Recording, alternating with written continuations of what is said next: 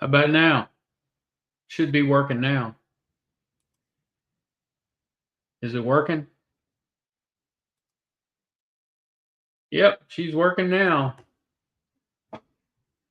Yeah. So let's start over again. Hey, everybody. 70 degrees here in the valley and nice sunny evening. It's been a nice day today, nice breezy day. It's been in the 70s, 60s, and 70s all day today. So, how's everybody doing? How's everybody's bees doing? Get into bees over the weekend, or did everybody get rained out?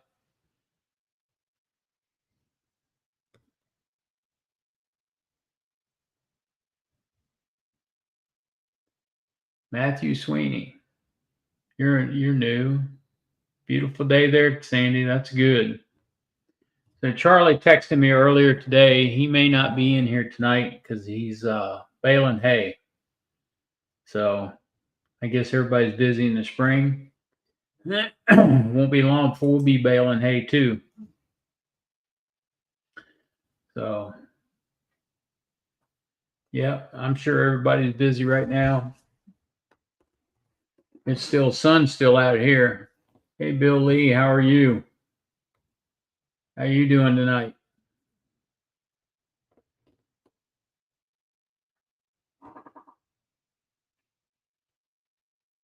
Jason Seward, good evening. How are you?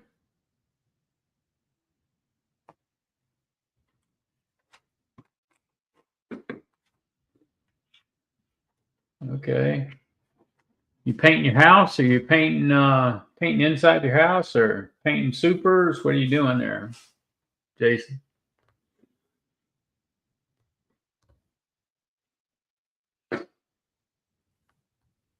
Hey Keith, do you still have a honey flow going on down there, or have you lost all your flow? Woodenware, yeah, it's a great day for painting woodenware. It's a great evening for painting woodenware too.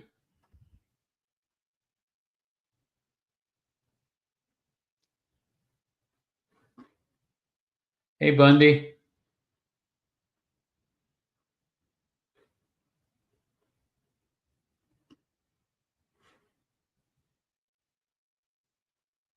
get a few more people in here.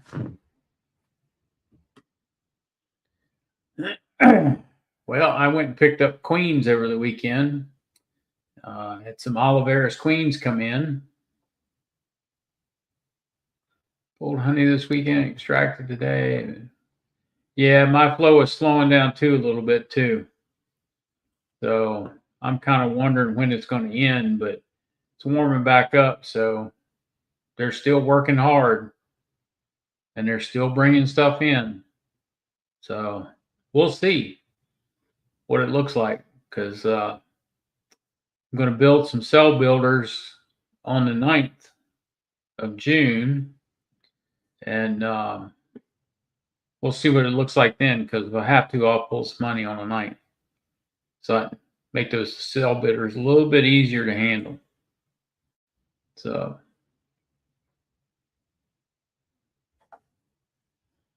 I don't know how many people saw what I posted today in the notifications. Talk about some cell builders tonight and some queens and queen nutrition. Get y'all's input and maybe we'll have a good discussion. Hey, Barnhill Bees.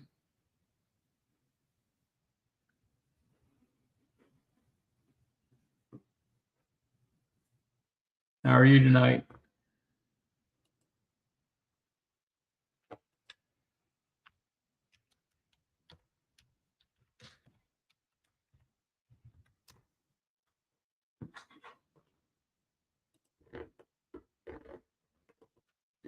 That's good, Jason. Come on in here and ask your questions, or you can type them in, either one. Let's see if we can get started on it.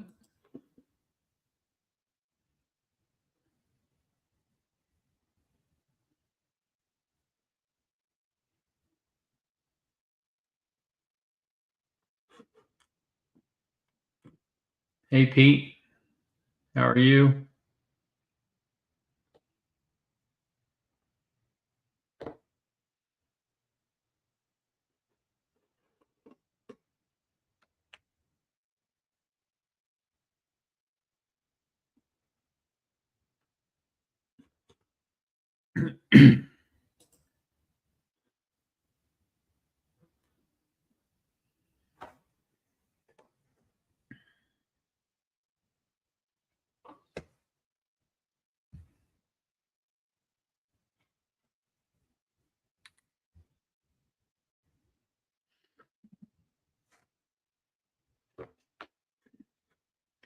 All right, I have a cell builder that's capping cells today, expecting rain Wednesday night, Thursday, and Friday.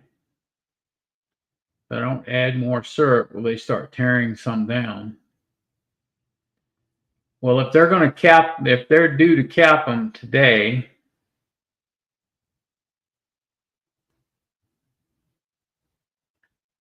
it's not likely they'll tear them down.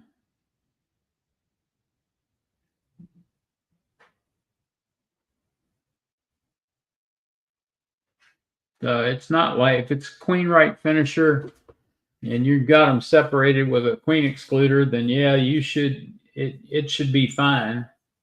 They won't tear them down. I've never seen them tear down cells that they've worked hard on. Um, so if they've capped them, it's day 6 or 7. They're not going to be ready to put into a mating nuke until day 10, and then you can put them in a mating nuke, put the cell in a mating nuke, and let her hatch out in the mating nuke. That's typically the way we do it. I know there's a lot of other people do it that way too. Hey, Dennis, how are you? It does work doing that. Um, so, okay. Yep. Yep. That would be about right. Put them in a mating nuke on Sunday. Yep. That's about right. And then it's all up to the weather after that. When they hatch out, it's up to the weather as to when they're going to go out and get mated.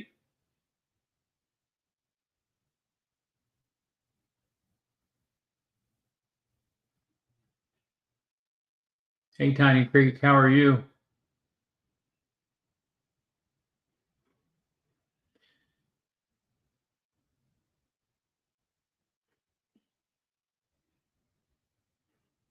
So were those virgins out of your hives, Dennis?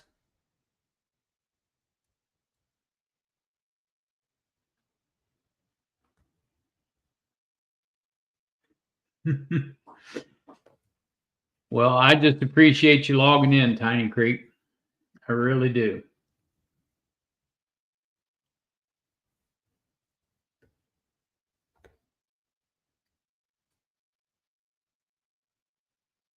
Well, if they're capped, there's no need to feed them.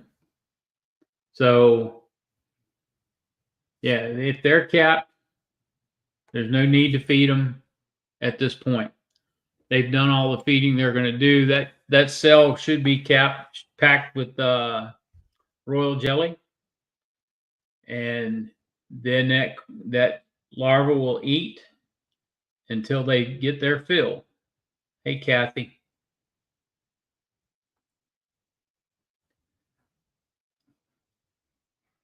Okay.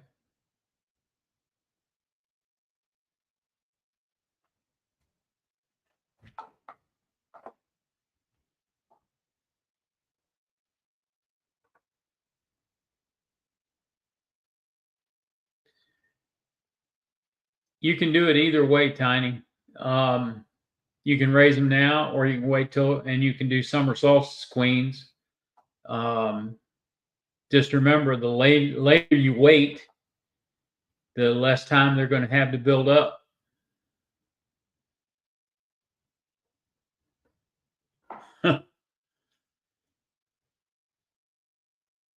Hey, that's good, Jason. You got a 10 out of 10 acceptance.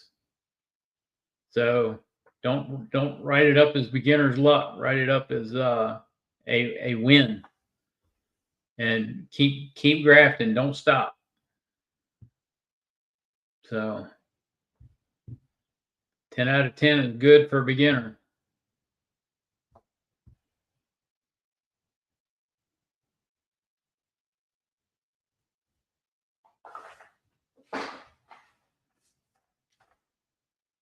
Yeah, we had that class back at the end of April, and we had a 54% take rate out of that class. And out of 54% of them that took, we got 8 queens that came back mated. There were some duds that never went out to get mated, and all in all, for people that had never grafted before or never worked a cell build or anything like that, it's that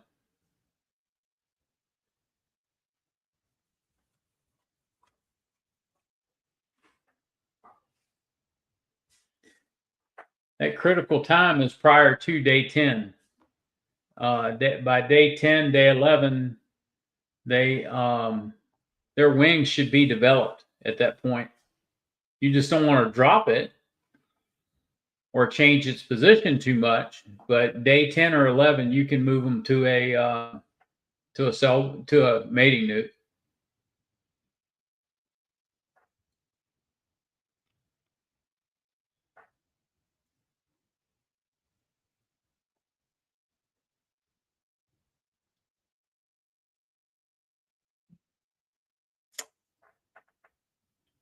You're going to leave them in the finisher until they hatch, Jason?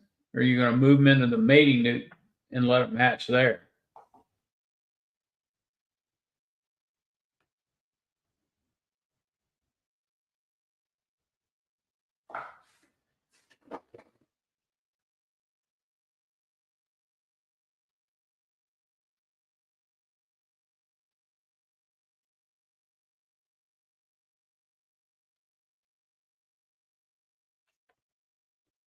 Yeah. Okay.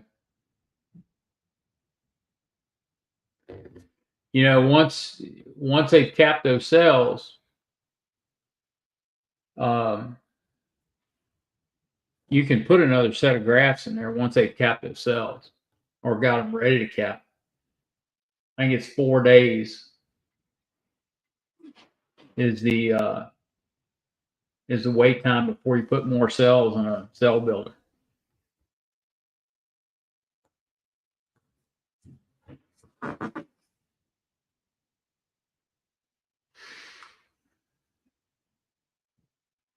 No, you got to have a cell builder. Mating nuke's not gonna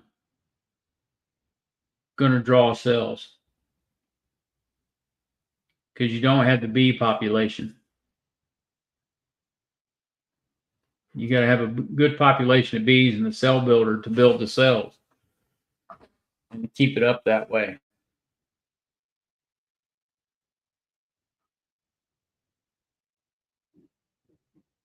So when you built your cell builder, what was your bee population in your cell builder?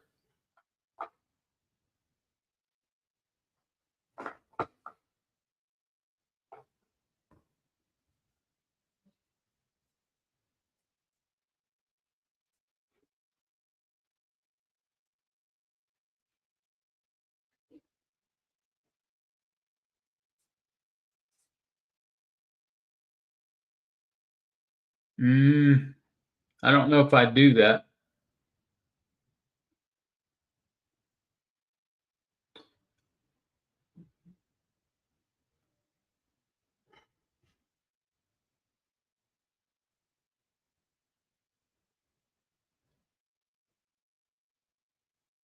So today is day 6, 10. I've got 4 days to wait.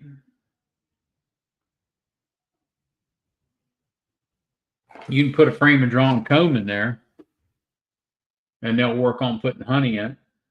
Hey, Clay. Long day at Clay's. I know what you mean. It's been a long day all the way around.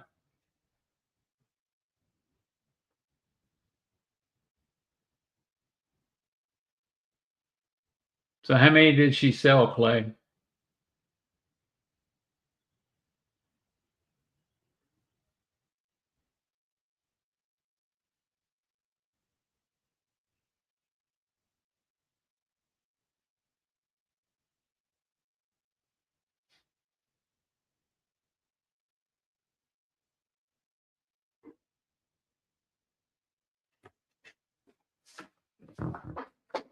Well, if you got 10 cells and you're going to hatch them all out,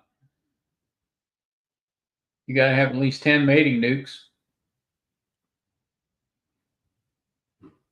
How big are your mating nukes that you got?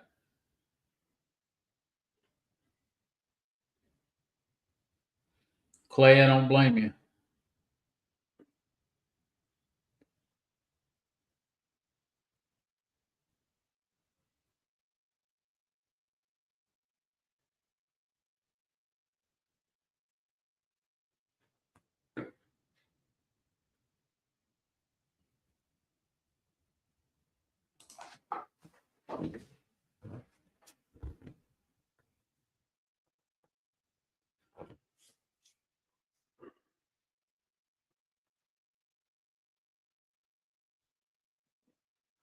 You can try the pheromone strip. I I don't know how that's going to work out, but you can try it. I mean, beekeeping's a big experiment, so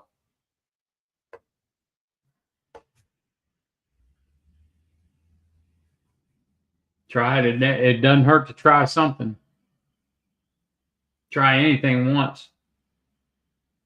But when you put the cell in there, don't forget to take the strip out.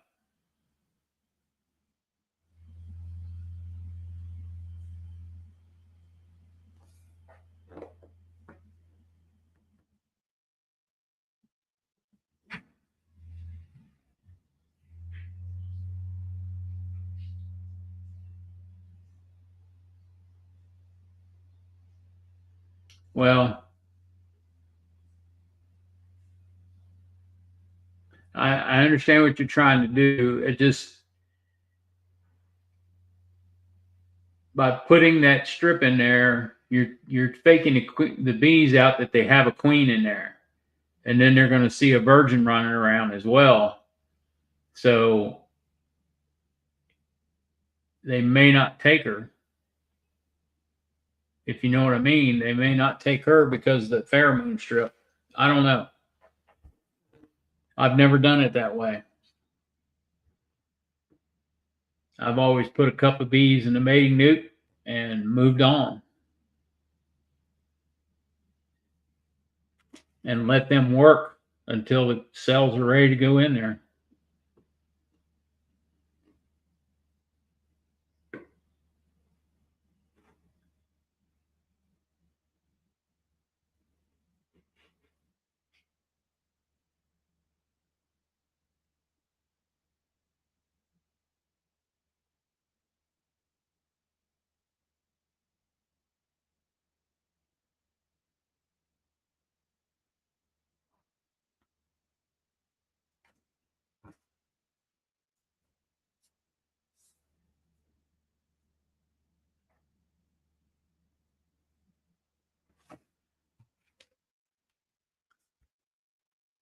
Does anybody else have any questions?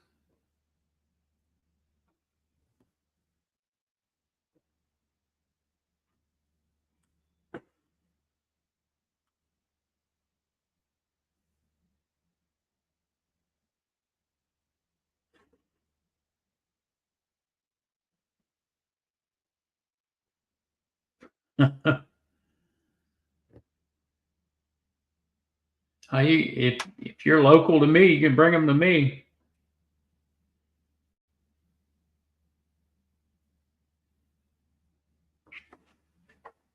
Instead of smashing them, never hurts.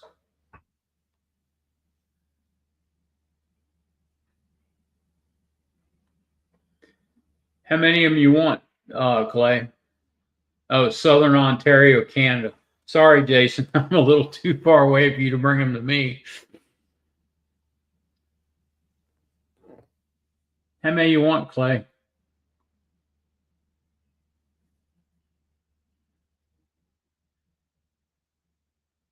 They come in a box of 40.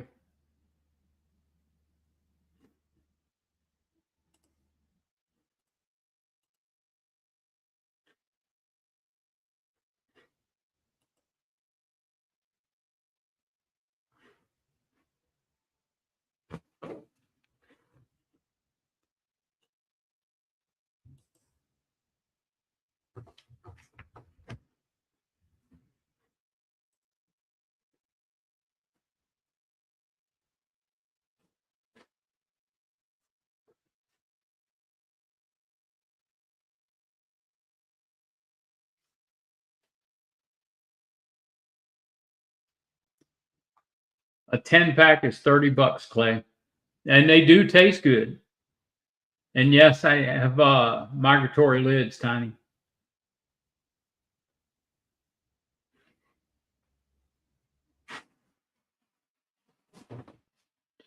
What kind of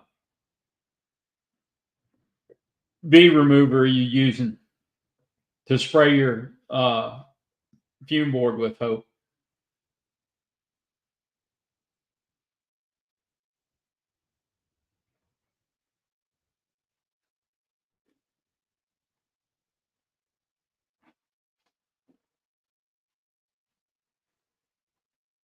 Yeah, Tiny's got a good point there. They need to be in the sun. Bob's Honey Rustler. Yeah, don't use too much of it.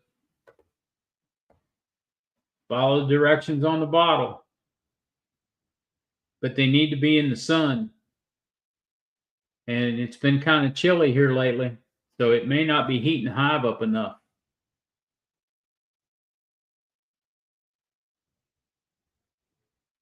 They're in the sun. Okay. Yeah, I agree with Tiny. It needs to warm up some more because here locally, for me, the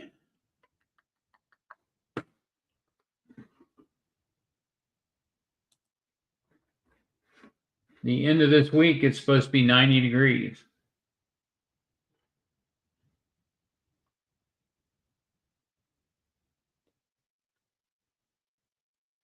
Yeah, you're right.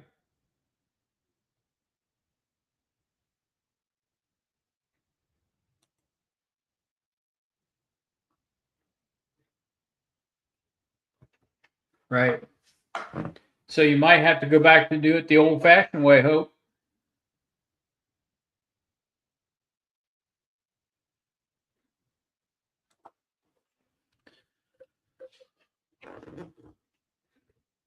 So I've got plenty of that stuff in stock too, Clay.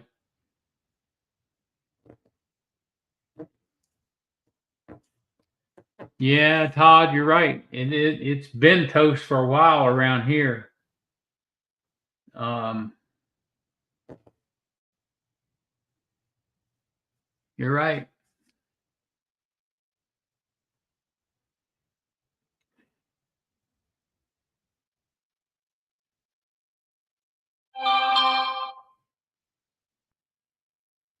You can come see me on the 14th, Clay.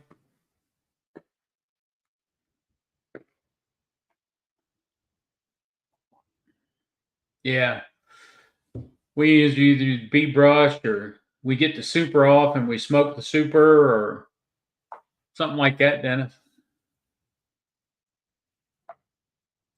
There you go. Put them in a cooler. Yep.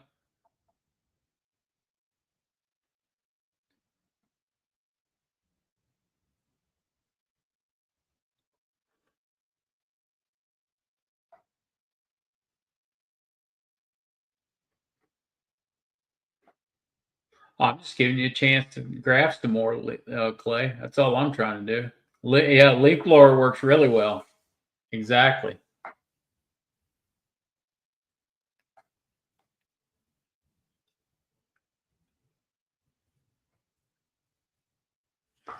Yeah. Did you see where they think they found a new virus too, Todd?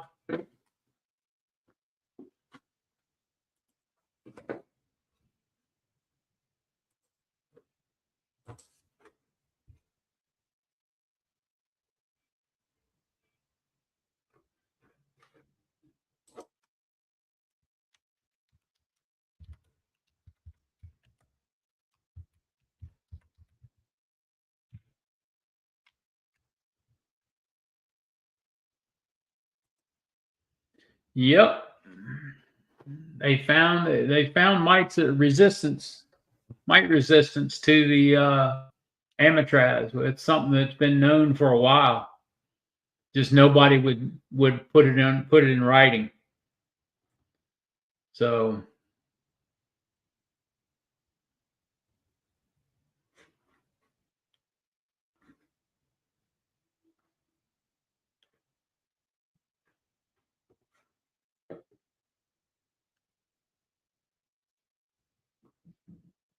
yeah, if you turn that thing up on high, I hope they won't hang on very long. Hey Morris, you had a good day in the bee yard today doing transfer. That's good.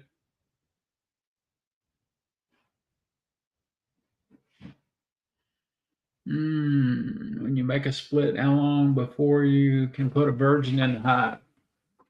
Um,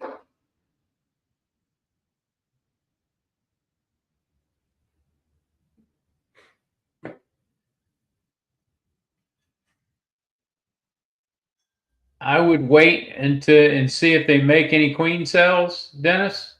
If they make queen cells, you're going to need to go through and cut them out, and then you can put that virgin in there. So at least 4 days if they've got fresh eggs.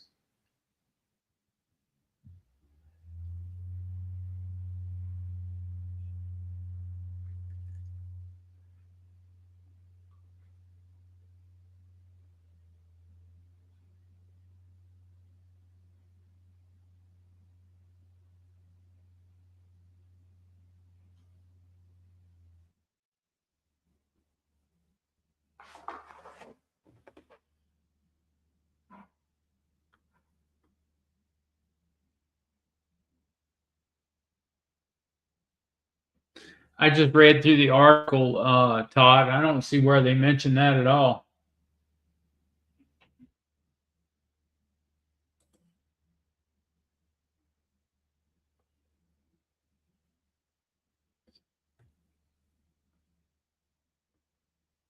And I don't see anything in the abstract about it either.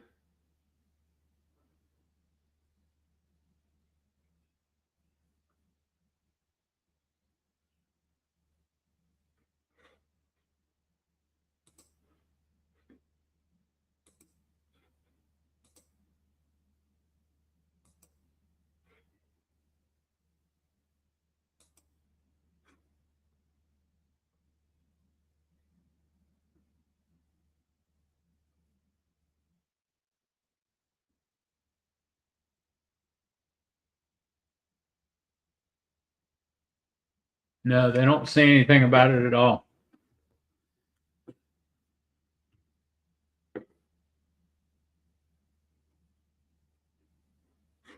I don't have any information on that, Hope. I wish I did. Let me look it up here a minute and see what I can find real quick.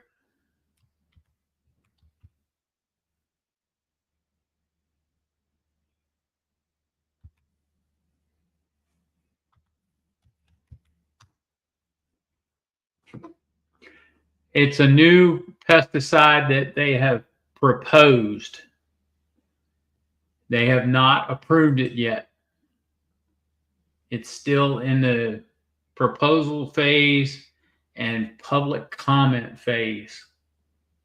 So it's not been approved yet.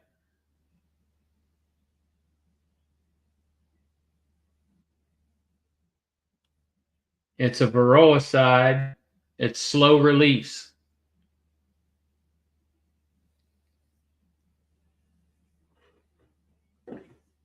Well, there's several articles out about it. Um,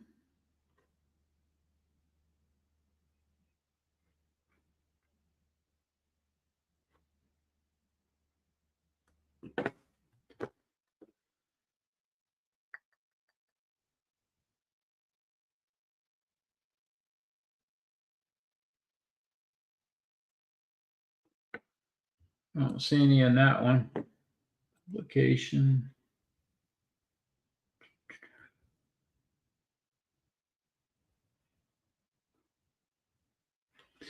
Nope, that's flea and tick.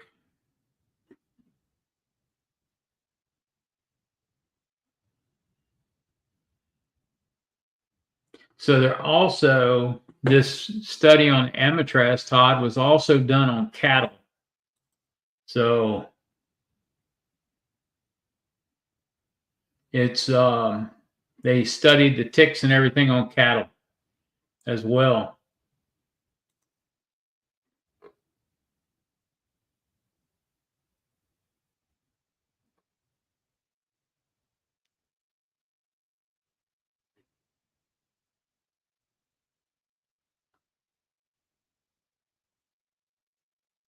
Honeybee Health Coalition put something out on it that they were seeking, USDA was seeking 100 beekeepers for resistance testing, but I think that's over.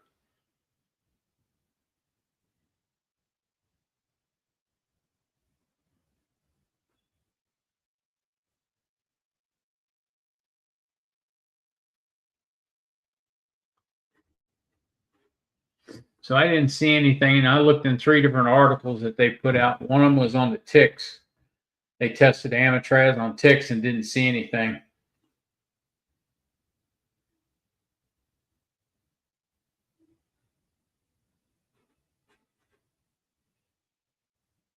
Yeah, that's true, Hope. That's the way it's administered, and it is interesting.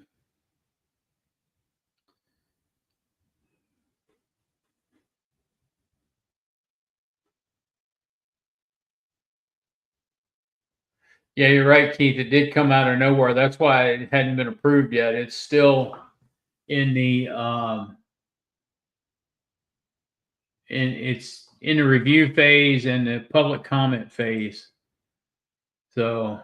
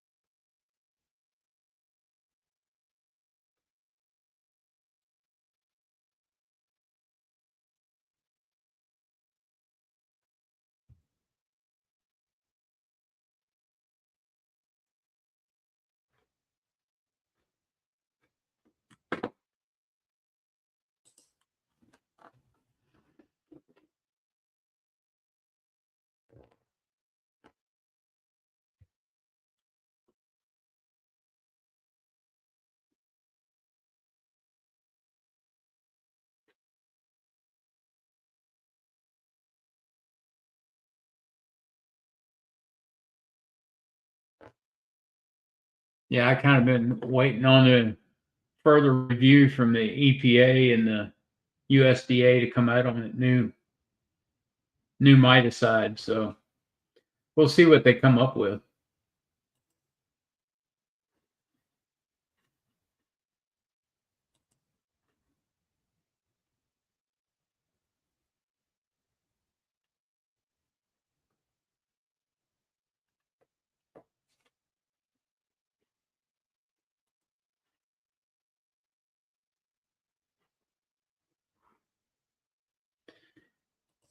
So I want to see what they're going to say about if it will stay in the wax like all these other synthetics do.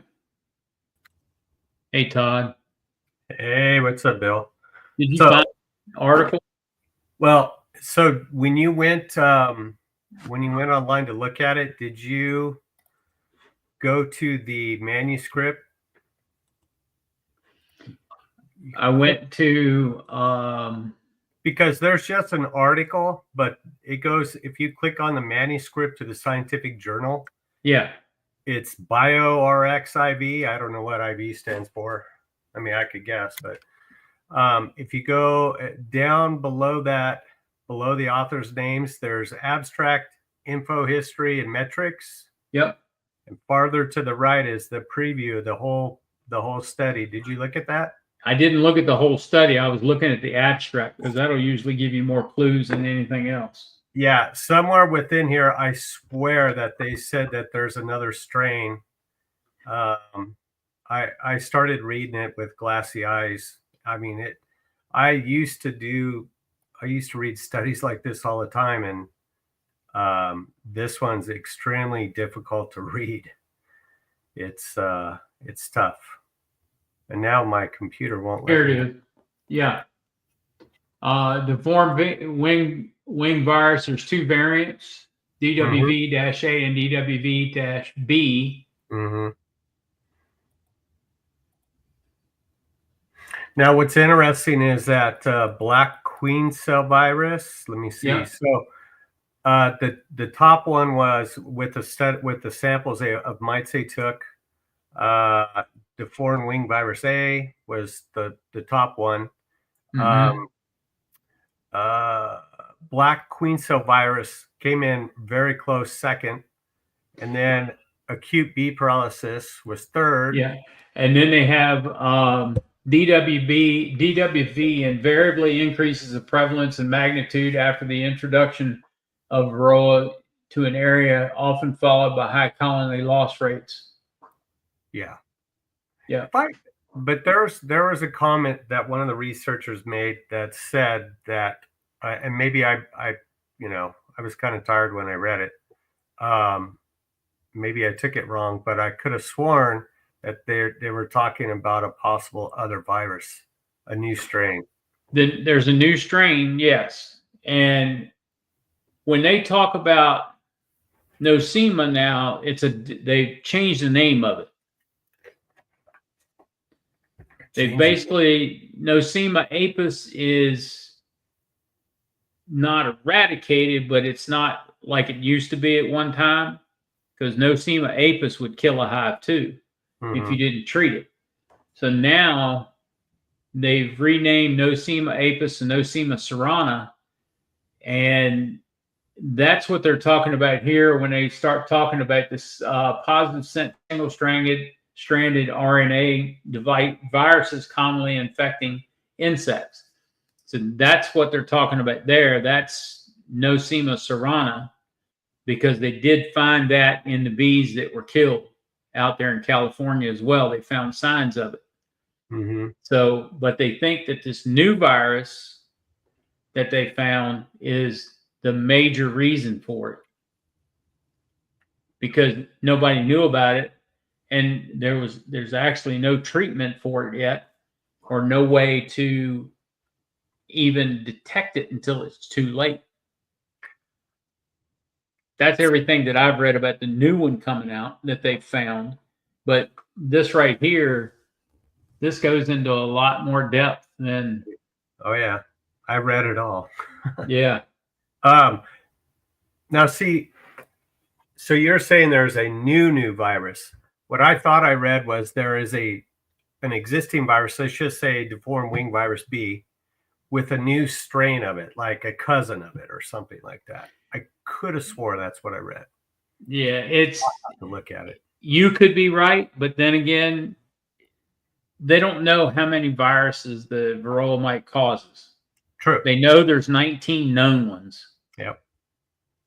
So the interesting thing about the two viruses, well, just for example, deformed wing virus B, which is the more prevalent one.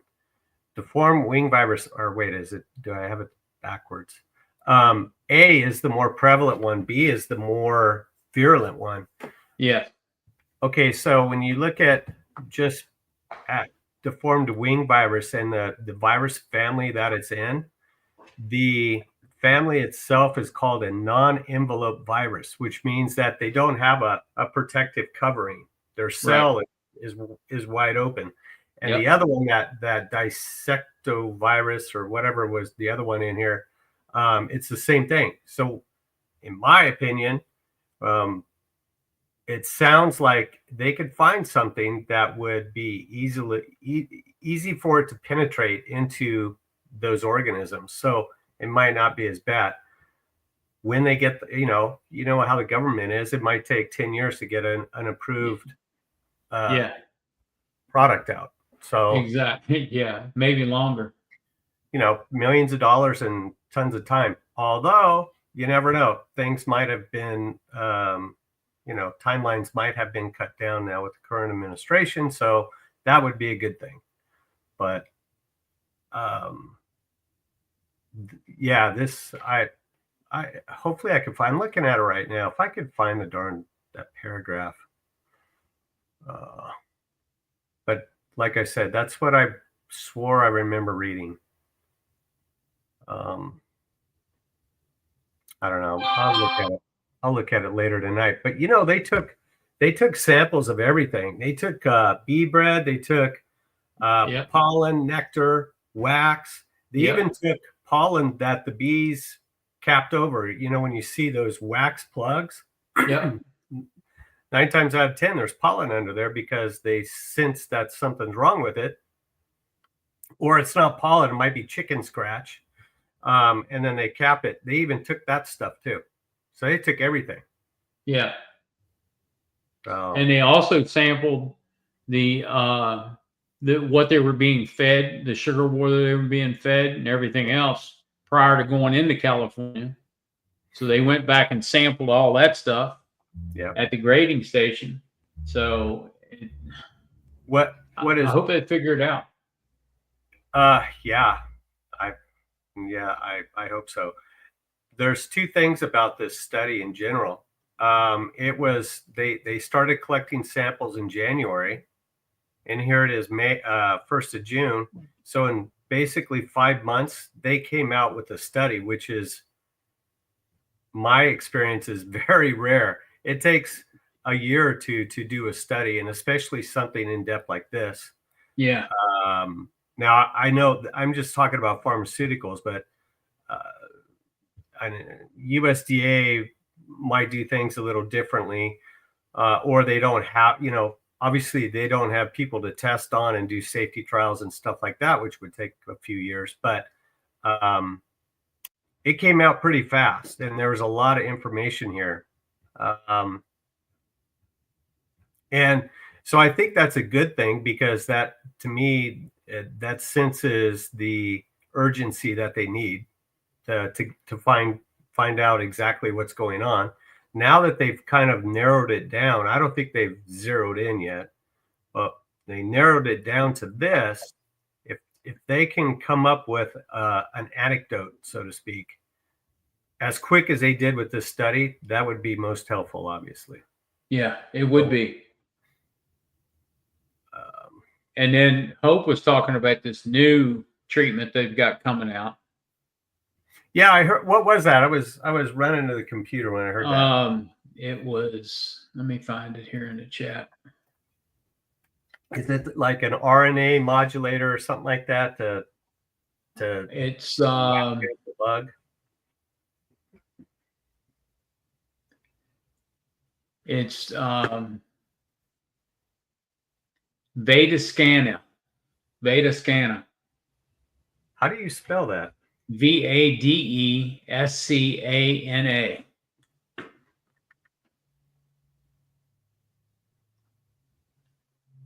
Okay, I'll have to look that up. I haven't never heard of that one. But yeah, this pretty much points to anatraz resistance, and so the two largest things in all the collection that they found, well, actually there's five of the greatest numbers, were acute bee paralysis, black queen cell virus, deformed wing virus A, which was in 77% of the bees. Lake Sinai virus was in 63% of the bees, and Nosema serrana was in 62% of the bees, and everything else was just really, really minor. Mm-hmm. So to me, it was a combination of those five things is what was really the most detrimental to the to the bees out there. So if they can go back through tracking the bees, where they started,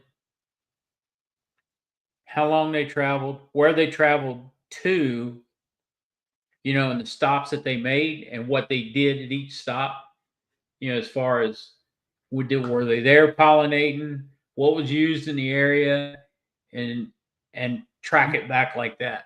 You mean prior to coming to California? Yeah, I because they don't come straight to California. I don't think there's a whole bunch of stuff to pollinate in December and January. They So I go think, they except go in, to Georgia to well, yeah, pollinate the blueberries. in the South, yeah, but Yeah, and they come across the southern route. yeah, but I've pretty much what I noticed. A lot of guys put them up in the sheds in Idaho or in other places where they have cold sheds and store them there until they start moving them here in December, which I start seeing them show up here in December in holding yards, and then they get inspected when they get off the trucks, and but they're all over the place. I mean, all over the Central Valley. It's 600-700 miles long. They're just everywhere. So, but I don't know. I don't know about the pollinating part in the South. I mean, obviously, Florida and Georgia in that area would be, in that time of year would more than likely, well, like I said, blueberries. But I don't know how big that is. I don't think there's a whole ton of them because they use 1.7 million colonies out here this past season, and I don't know other crops that are that big. So I don't think everybody goes to all those other things. Yeah, but if you get them in a crowded area, it won't take long. If they're highly infected, it won't take long for that. It won't take long to pass it. But DC has a good point. Like I was saying, these effects were well before they were ever moved to California. That's when all this started. Mm-hmm. So they need to go back to the fall route they took, follow the route back, and their point of origination. The fall is where I saw it starting for me. Yeah. August, September, October, somewhere around there. I can't remember now. I wrote it down, but that's where it started. So now DC also said there's not a correlation between it being pollinator bee related. I think it is pollinator bee related. It's where all this began, because you got to think about it. Those pollinator bees are the most moved. They're the most stressed. Mm-hmm. And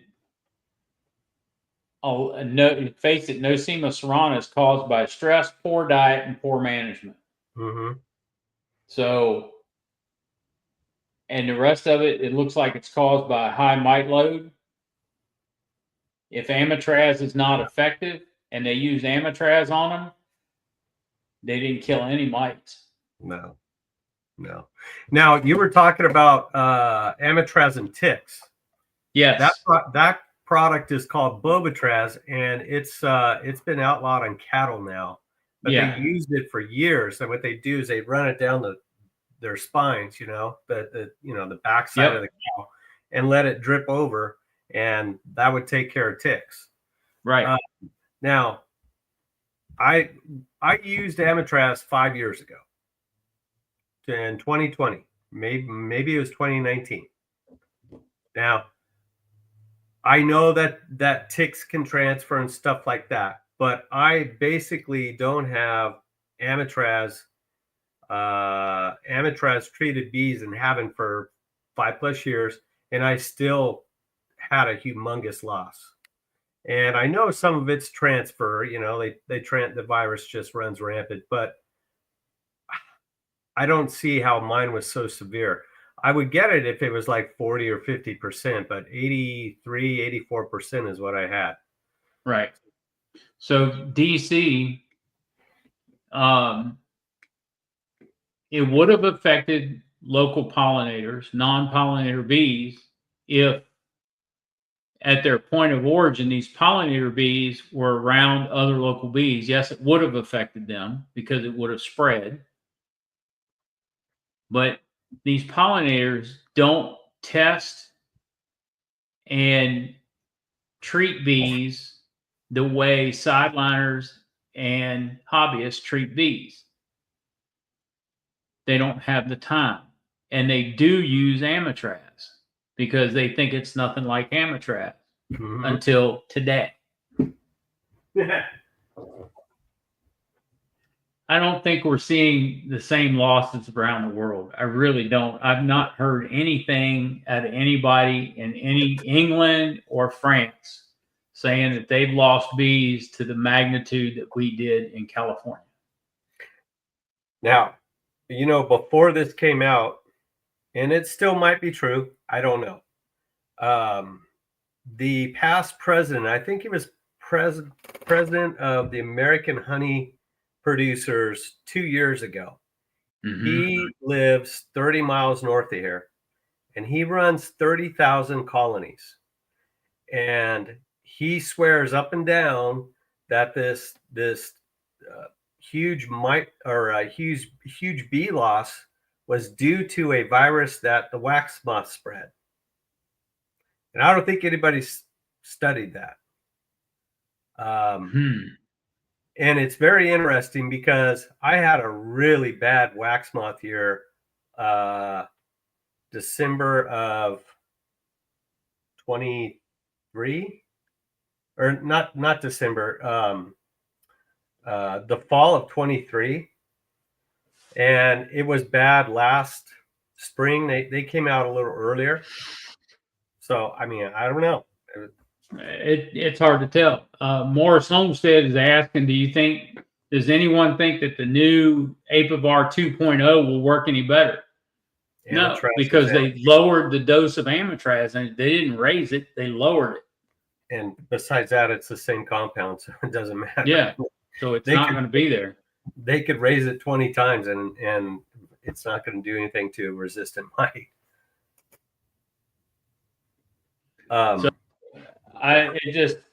They need to figure out if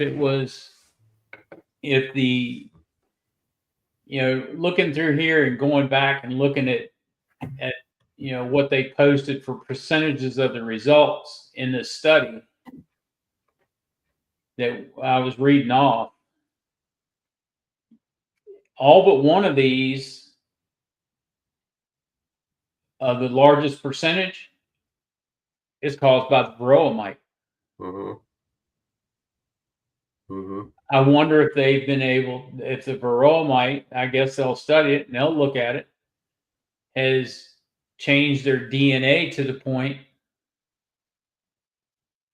to where, since they mutated to be a resistance to the Amitraz. So why couldn't they have mutated to change these viruses to become more virulent and affect it? Yeah, I don't know. I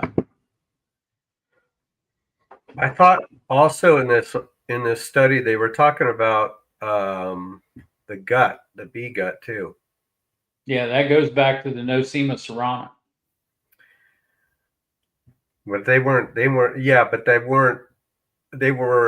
talking about Nosema. They were talking about something else about the gut. Like I said, I read it when I was pretty much wiped out from work. Yeah, I'll read it. I'll read through it again. I didn't read this part. I read. Get your coffee. It's 22 pages long. Yeah, I know. I'm sitting here looking at it now. So let me download this thing to the desktop. This is going to be. It'll be a good read, but it's very difficult to read. I'll be honest. Well, it just goes to show you that if the USDA wants to do something quickly and get results quickly, they can, Mm-hmm. but they don't always want to do it that way. Mm-hmm. Yeah. You know what? Maybe they will shorten the product development time that a company would have to, all the hoops that they would have to jump through to get something to market. This might be an eye opener. It might Because be. I mean, it wiped out that many colonies in 6 months or less. So Yeah. and everybody on here knows that every third bite of food that we eat comes from a pollinator, most likely a honeybee. I mean, not the food itself, but you know what I mean. Yeah. The food is pollinated by them. So Yeah. So Roy's asking, how long do you have when the bees die to test for virus loads? It like days. what they did was they took these samples and they put them on ice right away with I think as soon as they gathered them out of the field, the samples were put they were frozen. I saw one temperature was minus 80 C. And I'm guessing that's where they shipped those to the lab in Maryland from Yeah. wherever, from whatever sections in California they took them from. Right. But, so and DC is right about the history of this. Yes, it happens every 10 to 20 years. Sometime in that time span, it happens every 10 to 20 years as a mass die off. mm-hmm. I mean, I went through one in the mid 70s, went through another one in the 80s, and then went through one in 96. Lost That's the damn life near every cycle. bee I had. That's the life cycle of that's what viruses do. So I'm not going to go all off to the side of the road in the ditch on this, but a coronavirus, a flu is a coronavirus. So the coronavirus sticks around when another virus called an adenovirus doesn't show up, and then when that virus shows up, coronavirus disappears. That's why we don't have flu year round.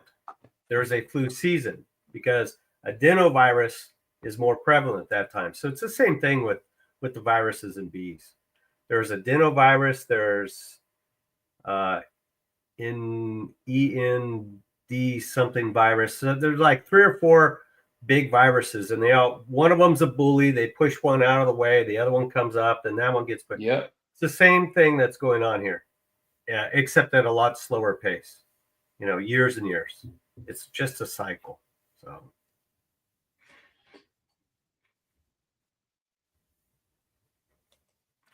Yeah. It's a cycle. And, it's, I don't know. The one in 96, they chalked it up to Nosema Saran. They really didn't study anything. That's just what they said it was.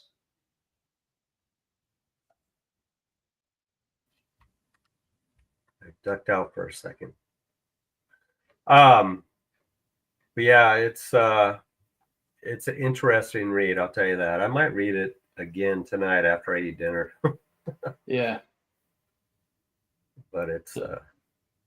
But I mean, it's something I wish they would figure out because, the other USDA is stuck on this colony collapse disorder. Well, And they lump a lot of things in the colony collapse disorder that shouldn't be there, I guess. I mean, I don't know why they do that. So, Who knows? Who knows? It might be just a case of semantics too. They might just, Yeah. we colony collapse, so we'll call it that. Yeah. Exactly. Instead, it could be a bee flu, bee influenza. I mean, Yeah. it happens once every 7 to 10 years. Yeah. It's hard to say. Mm. But it certainly goes to the point that we need to do something about it. They need to allow manufacturers to come to market with products a lot faster than they are right now. Yep. They are. No two ways about it. Yep. But you know how that Washington machine works. It's going to take years for them to figure this out, I bet. Yeah. By then we might be eating stuff that doesn't get pollinated. Who knows? Then we might be going to a keto diet.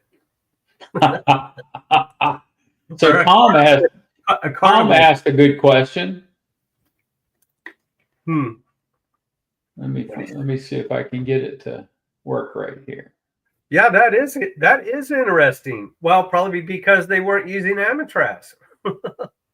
If they're treatment free, they're certainly not using Amatraz. Yeah, you're right. I mean, where'd it go? There it is. 903. Yeah. Yeah. Why didn't the treatment free beekeepers have big losses? Well, think about it. Yeah. So I sure hope Keith didn't use Amatraz because he might not have a big crop next year. He might only have 3 pulls instead of 4 or 5. yeah, every time you see him on his own picture on Facebook, yeah. He's going to wear out his extractor. He needs another extractor. Yeah, he does. Have Santa Claus bring him one. Yeah. Exactly. Maybe the treatments are hurting the bees.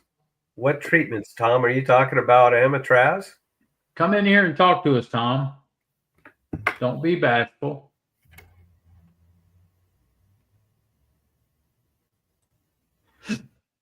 Excuse me. Hey, Rodney. Well, in that maybe it wasn't in the study, it was something else I was looking at after this. Acids won't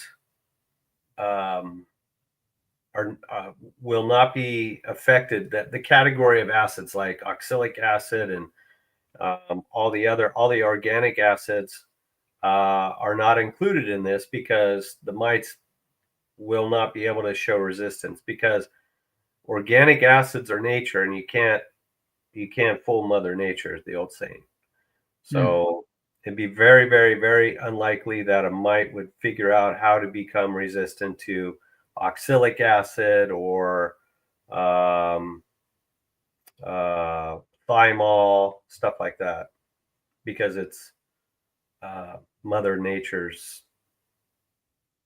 deal, Yeah, I can see the thymol because it's that's actually an essential oil. That's not an acid. But it's a nature. It's a natural. It's a natural treatment. Yes, like hot guard. Synthetic. It's organic. It's organic. Yeah, it's organic. Yeah, I can see that. Yeah. I love using Apiguard, but I'm forced to use it in August. August, September. I have to pick the days where it's starting to get cooler. Sometimes it gets up in the hundreds in September, and I have to wait. Sometimes I have to wait till October, but I get it on there, and it works good. It cleans them up. Oh yeah, it cleans them right up. And I still have at least 2 more brood cycles, depending on the weather, before she starts really slowing down. Okay. Yeah, mine are still booming. right now. The flow picked back up a little bit, and they are on it. So Charlie is probably not going to make it tonight because he was baling hay with his son. They cut hay over the weekend, and he is baling hay. Hmm.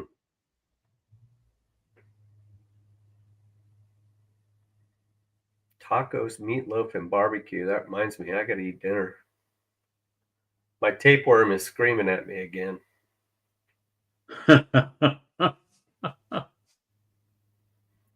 I should call it Thomas. Thomas the tapeworm. Thomas the tapeworm. Yeah, there you go.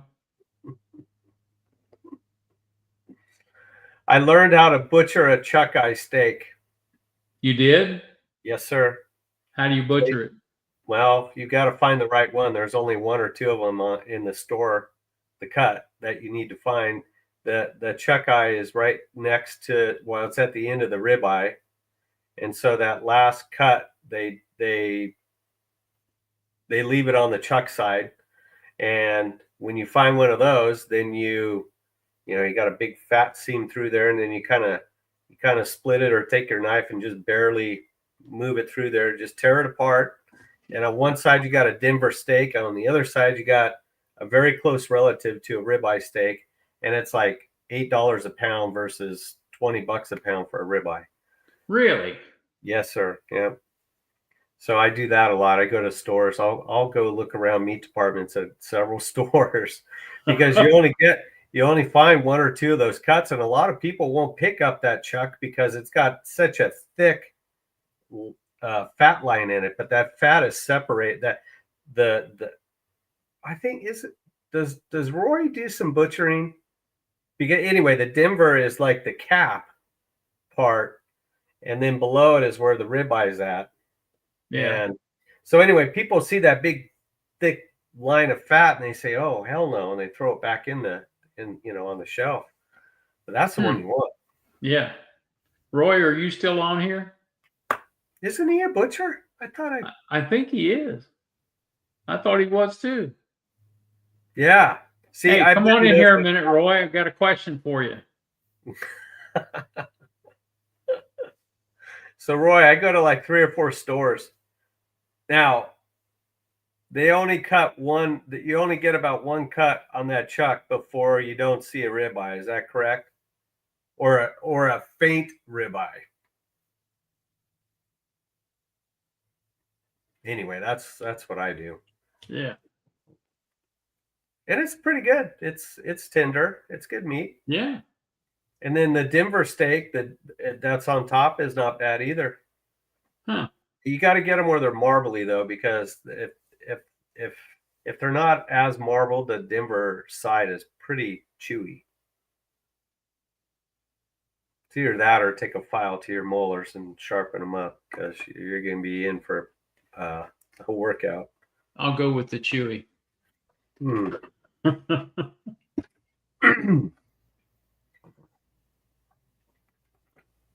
Well, Roy's not going to answer us, I think. I don't think so. Or he's typing. It might be a big answer too. Yeah, it might be. But yeah, as far as I know, you only get one cut on the chuck like that, and then after that, it's just chuck. Yeah. Okay. That'll be good to know this fall when I. And there's a guy on YouTube. His name, well, his channel's name is Meat Dad, and he's a butcher, and he gives you all kinds of tips. Really? On chicken, pork, beef. Anyway, Tom. Who says I'm coming back to St. Louis? I'll probably come back to St. Louis though. Yeah, I need to drag Tom back here to Virginia.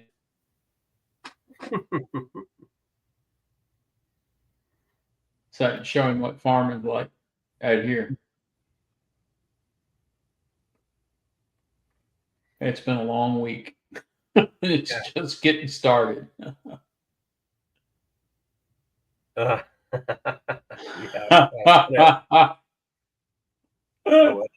whatever. That's pretty funny. They're trying to hook you up with a Midwest woman. Yeah. Mm. Well, we'll see. You never know. Never say never. That's right. So have you gotten any rain out there? Hell no. It hasn't rained here since near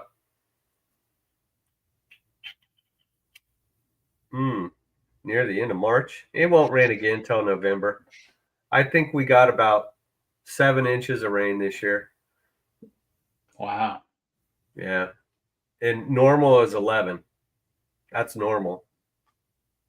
So it's back to being in a drought situation. Matter of fact, there's a fire up in the Sierras right now. Yeah. I saw it when I was driving home from work. They had the fire. I could hear the fire planes every 5 minutes or so taking off from the airport. Yeah. Yeah, we're right on that line of being in one and not being in one and being in one. So we're pretty close to finally maybe getting out of it. Yeah. Now Jack and Danae want to get me to Wyoming. Well, I'll tell you what, Jack and Danae have a war with Tom and Melissa, and whoever wins, I'll go. I'll go there.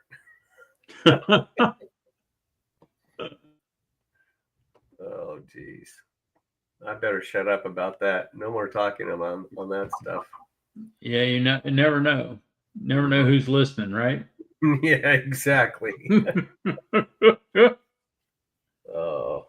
Well, I am going to jump out of here because I pretty much talked myself into barbecuing a steak now, so I gotta jump out there. Steak and asparagus. That's what I'm having tonight. Yeah, well, see, if you had one of them St. Louis girls, you wouldn't have to worry about doing it. They could do it for you. Hey, Tom, does Melissa cook your dinner every night? Oh, look who's there. Here. He is. Better late than never. Who cooks your dinner at night, Charlie? Huh? Who cooks your dinner at night? McDonald's did. Oh, okay. It's either that or Jiffy Pop. No, maybe go up here to the deli. They got noodles and beef and all that kind of stuff. There you go. Play. Did you get all your hay baled up? I got 2 fields done. I got another. I don't know whether. I don't think we'll get it all done tomorrow. Another field. How many bales you make? Is that all round bale, or do you guys do square bale? We're square baling right now. Yeah. I've never seen. I moved to Missouri in 2005. Never before had I seen a round bale. I'm like, really? What in the hell is that? Really? And then, yeah, because they don't have them out here. It's all square. And now then you get your question answered, Todd. Oh yeah, there we go. But I didn't know I'd never heard of a do easy.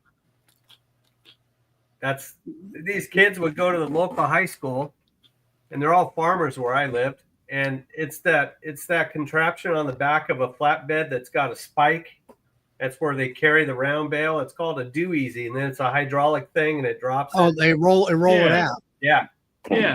No, they don't. The spike folds up on the back of the truck and carries the round bale. When they get where they're going, they drop it down. Yeah, they just drop it. Well, they usually have a circle wrought iron, or not a wrought iron, but a tubular round bale feeder. Yeah, and they drop it in there. Either that, or they've got the 2 arms that come up on the back of the truck, and little spikes that come out in the center of the bale, and they fold them in. And then when they get where they're going, they drop it down and cut the net or cut the strings off of it and unroll it. Yeah, then they drive down. Yeah, drive down the pasture. Yeah, I've seen both of them, but I'd never seen those out here. They don't have them. You're living a sheltered life, Todd. That's what you do out here.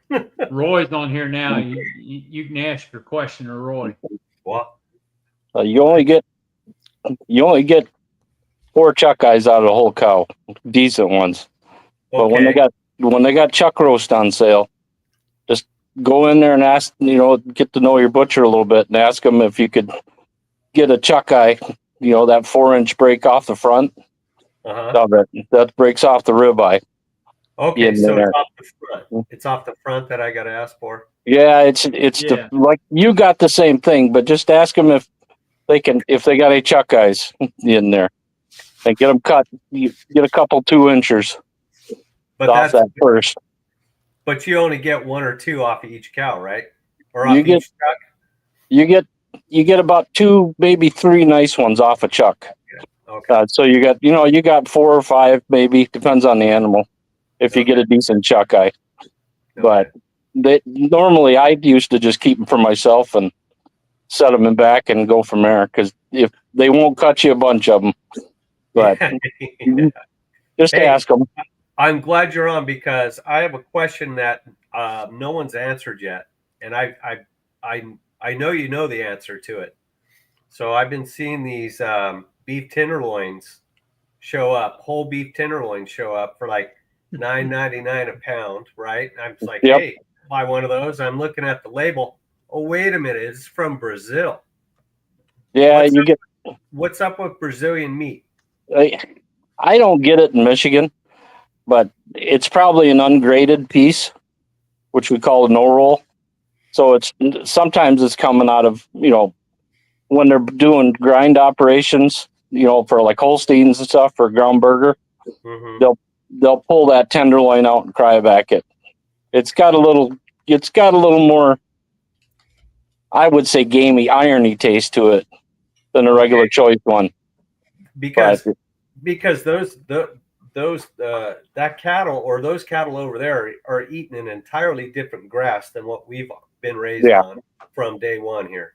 So I don't want to have anything from Brazil because that's how food allergies can start. Yep.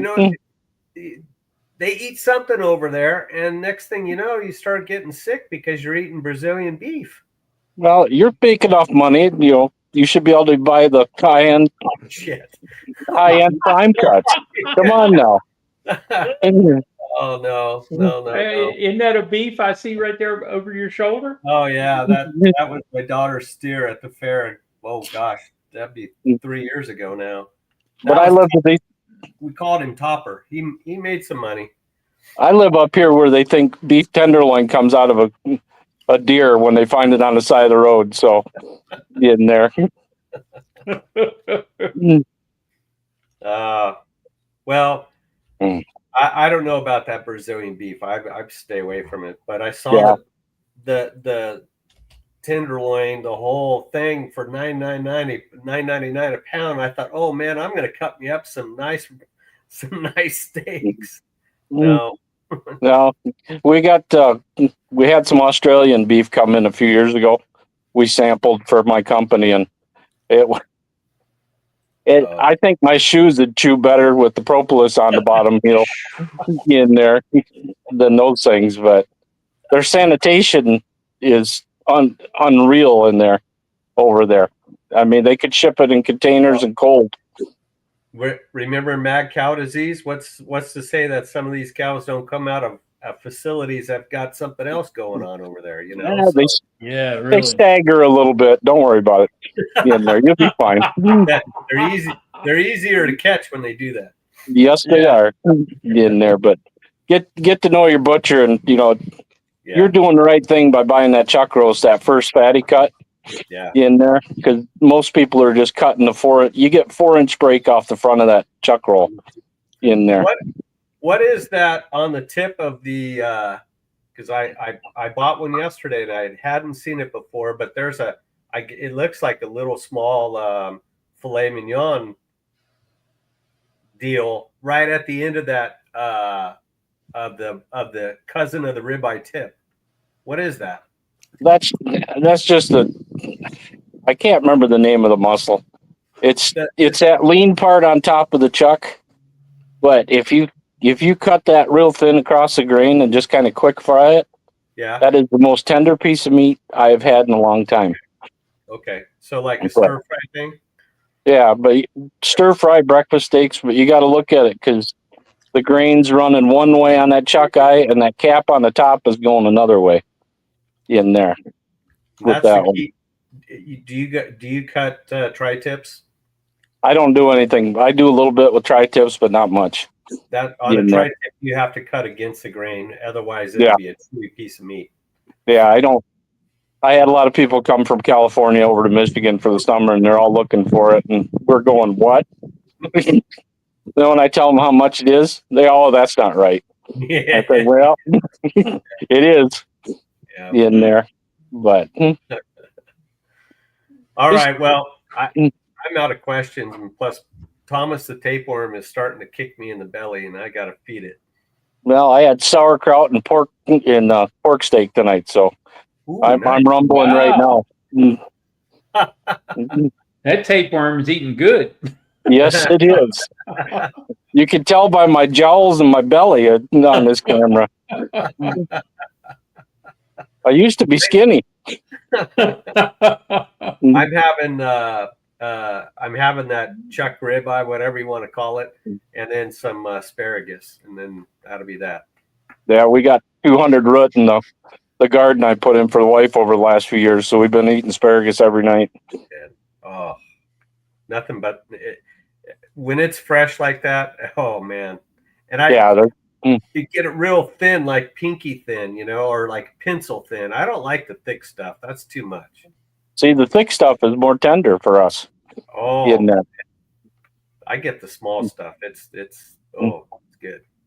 In there. My wife's an old produce manager, so she goes in and gets all the stuff good, and off we run with that one. All right. Well, thanks again, Roy, for answering my question.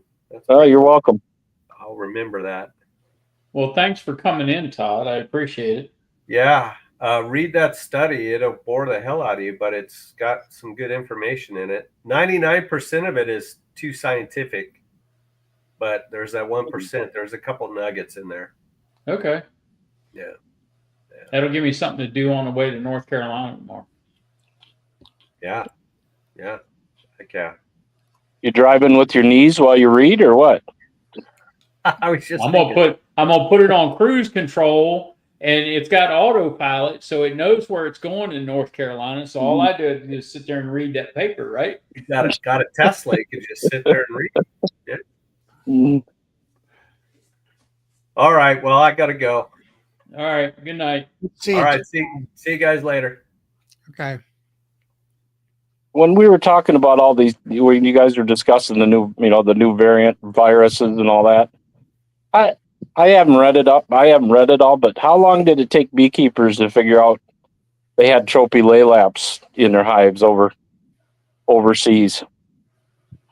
I don't know. I haven't heard much that about it anymore. I don't think we're going to hear a lot about it until it hits the U.S., and then we'll get overloaded with information. There's information out there, but they're not really a lot of it in depth that I've seen. The only thing I know about that is Sammy Ramsey was over there in Thailand, and that's been 3 years ago or more. And they had it over there then. They didn't quite know what it was. And then he spent 6 months over there and, just figured out what it was and all that stuff. And he told on one of his conferences that I was at that he was so scared not to want to bring it. He said, I left everything there. Oh, and yeah. I'm clothes, sure he did. Clothes and everything. He said, I wouldn't bring home anything with me. And all that. I think I'm just a mite farmer up here, a tick farmer now. Every time I come out of the yard or mow or go to the bee yard, I got to be inspected. Damn things are horrible up here. Oh, what's his name? Duck River Honey. Jason is his name. He talks about permethrin. What is permethrin? Some kind of spray. Yeah, but that stuff hangs on your clothes for a long time. Yeah, in there. I don't know. So my plan tonight, originally, was to talk about queens, queen nutrition, and cell builders, but it didn't end up that way. So here we Still, and I'm are. still young Yeah, in it's there. still young. Yep. I had to break down my cell builder because I needed some more brood to fill some nuke orders.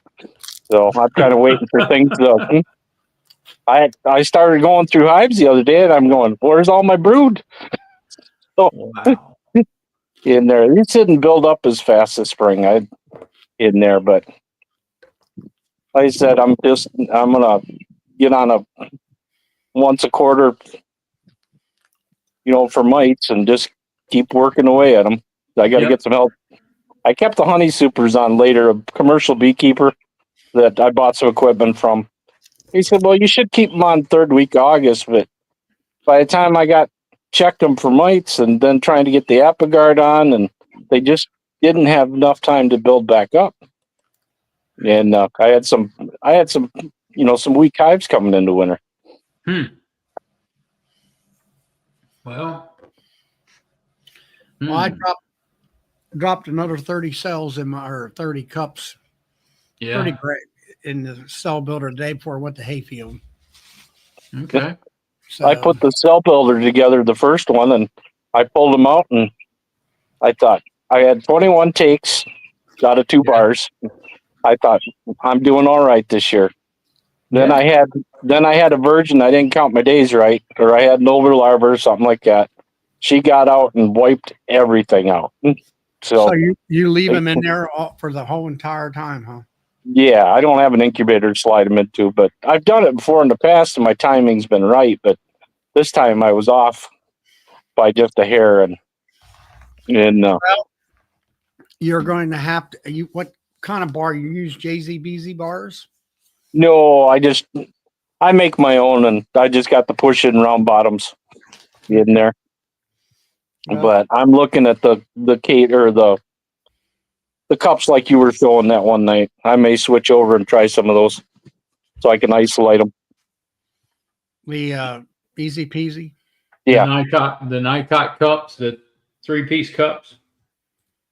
yeah, the ones like Charlie was showing, the little rectangular ones that go onto that bar. Yeah. Easy. Oh yeah. I'm Dan, who's the inventor of that, was going to be on my show. I just got the email. He's going to be on this coming Friday. Oh, good. Good. Yep.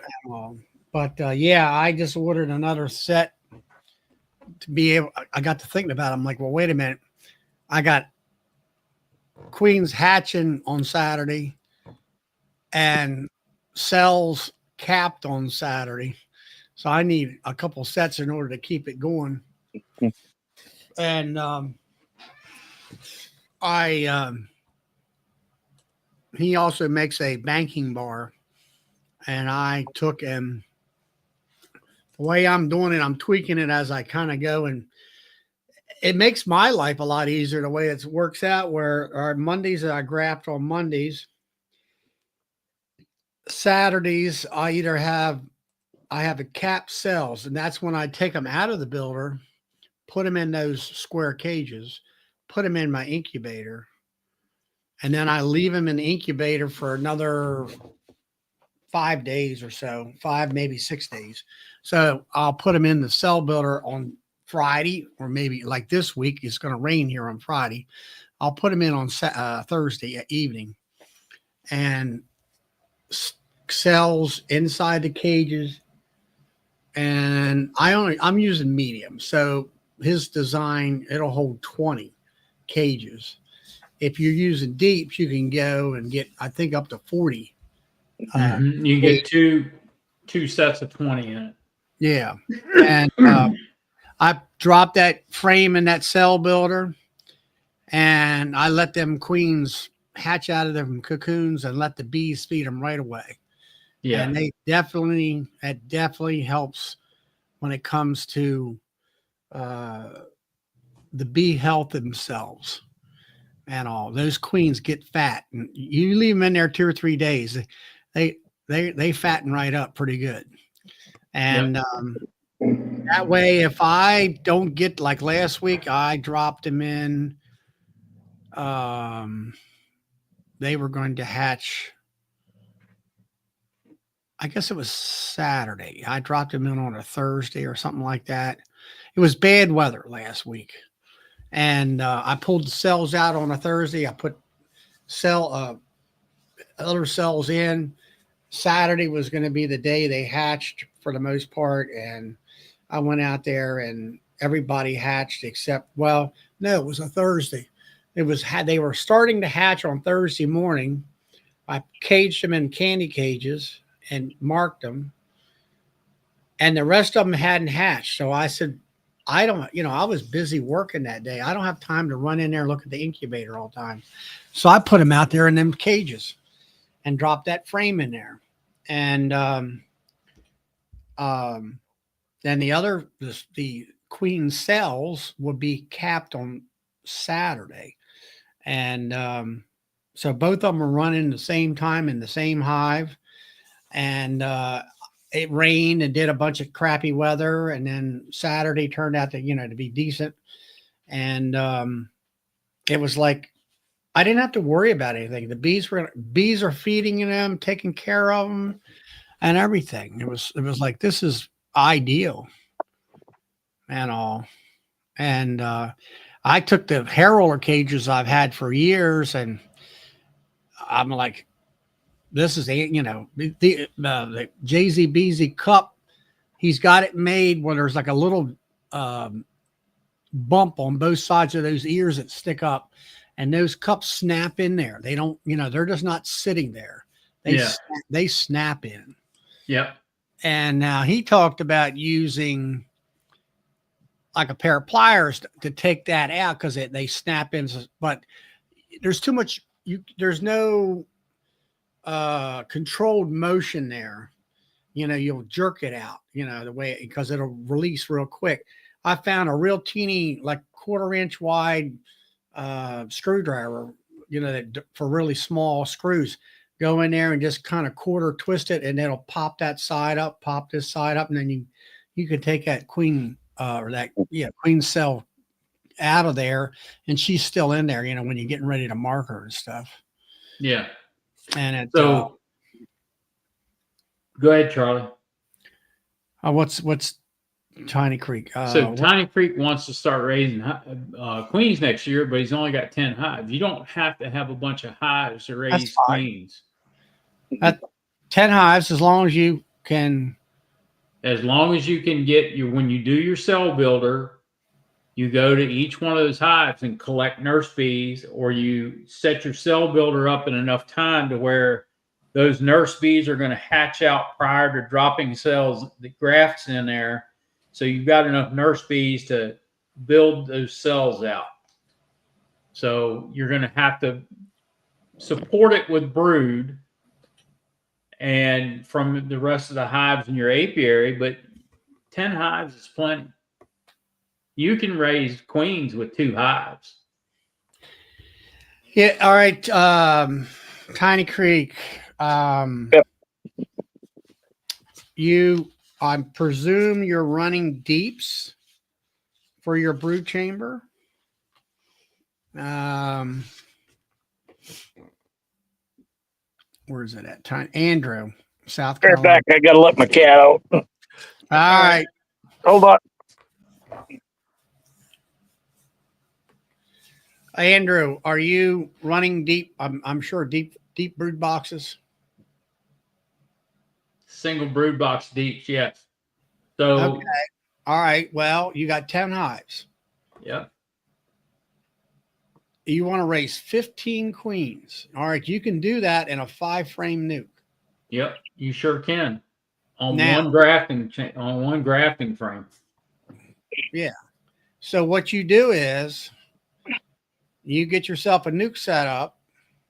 You can go through five single brood chambers and pick one cap brood frame that's the brown, which is going to be soon to be emerging within, let's say, 5 to 7 days.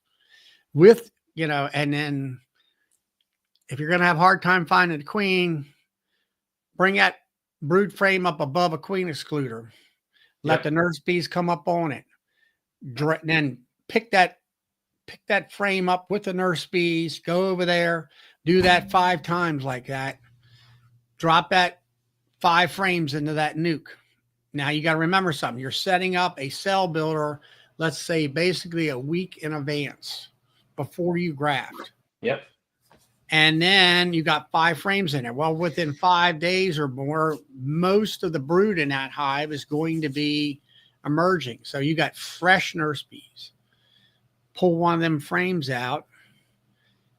Well, actually, after you do all that, then you need to go, in the meantime, you need to be looking for a couple frames of pollen, or at least 1 frame of pollen, and 1 frame of nectar, not honey.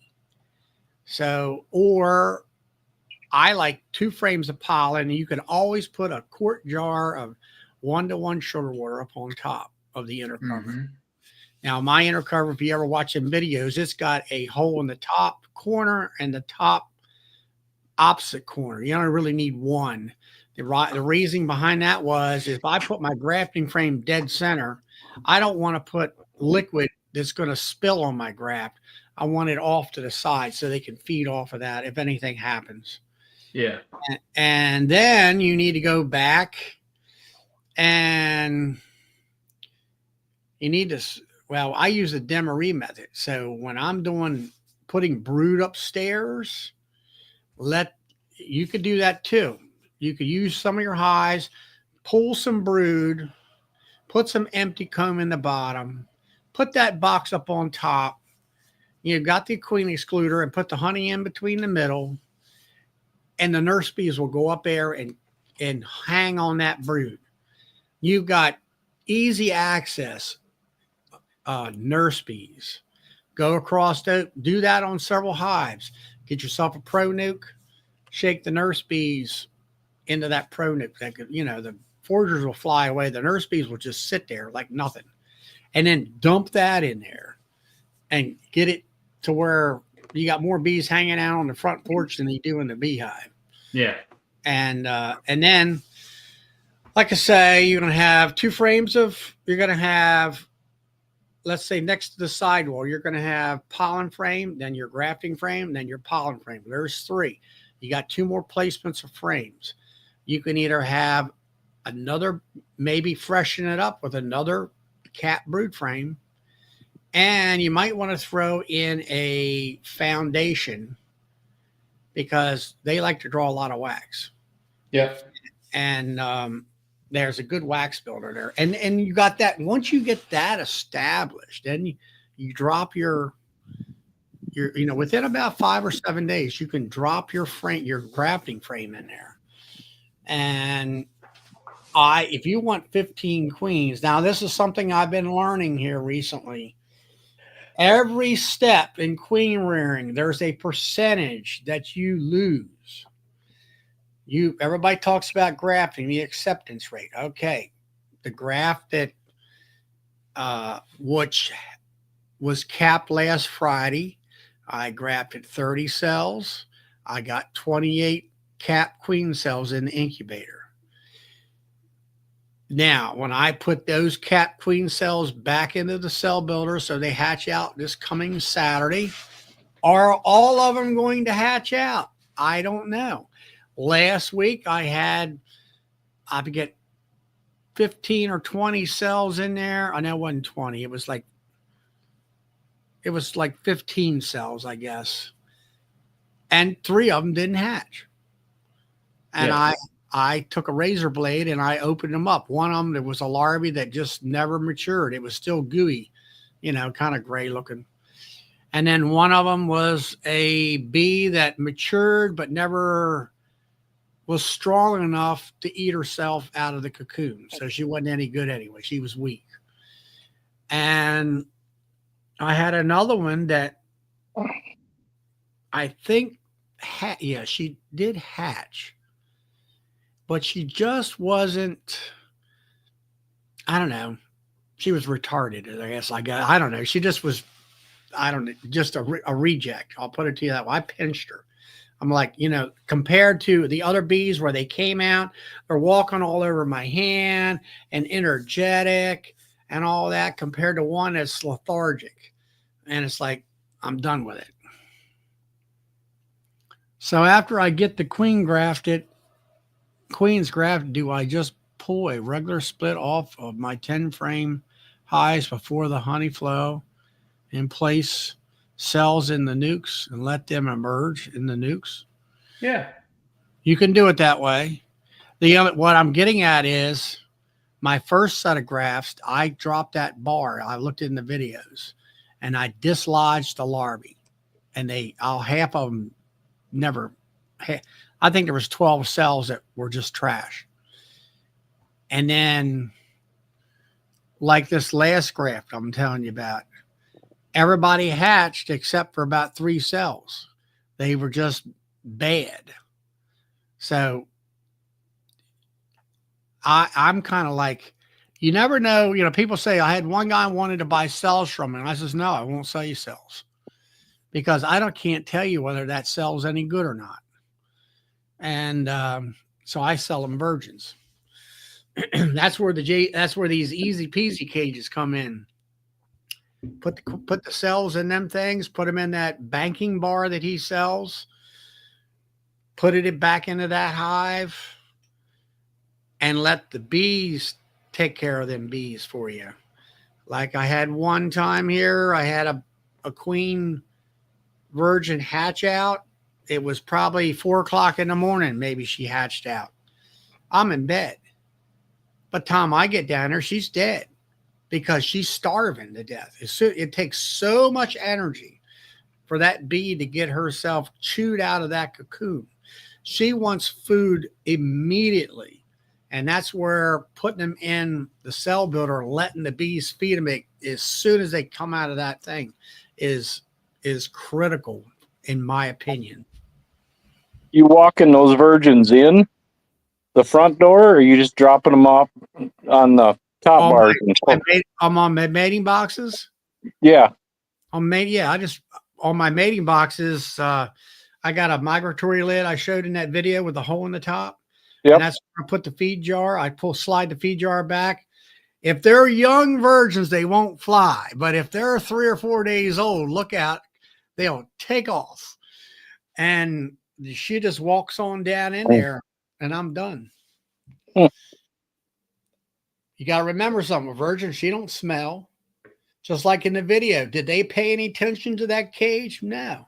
They could care less about that cage. My question is, to people who are more experienced in this if you put a virgin in a cage, even with attendants, and you put it in a hive that's queenless for sure, with no being hopelessly queenless, will she have enough attention drawn because she's in there, even though she's not mated, for them to eat the candy out? But if she's a day old, 2 days old, I just crack the top, let her walk on in. I got 11 of them out there right now that way. Well, so maybe I've got time to order some of that stuff. So before my cell builder will be ready next time, I think I'll give that a whirl. Yeah. I mean, you can't, like you like to leave them inside on the bar. You can stack them on the bar. Or this is what I'm doing this year, is that when she hatches in that cage, I bring the cage to my basement where my incubator is. I got a little makeshift table there. I, take a little screwdriver, tweak it, and take that thing out. She comes out on there. I grab a hold of her. I take a marker with blue. Then I put her in a JZBZ candy cage. It's got candy in it. And I put all them on them little JZBZ orange strips that you can put them in. Mm-hmm.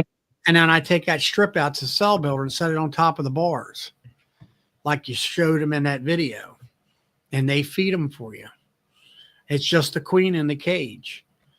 And it's like, this is where you keep those queens alive, because you can't feed them queens as good as the bees can. And all. Well, I'll have to watch your video. I got 2.5 hour drive to work in the morning, so I can put my knees on the steering wheel and be just like Bill. Yeah, exactly. Well, I mean, honestly, I've grafted for you. I mean, I used to raise queens over about 4 years ago, but I wasn't as successful as I am now with the cell builder. I went down to Bill's. I'm more of a visual learner. I seen what he did as far as the amount of bees stuck in that hive. I came back. I had a hive that was queenless, so I kind of had a leg up there.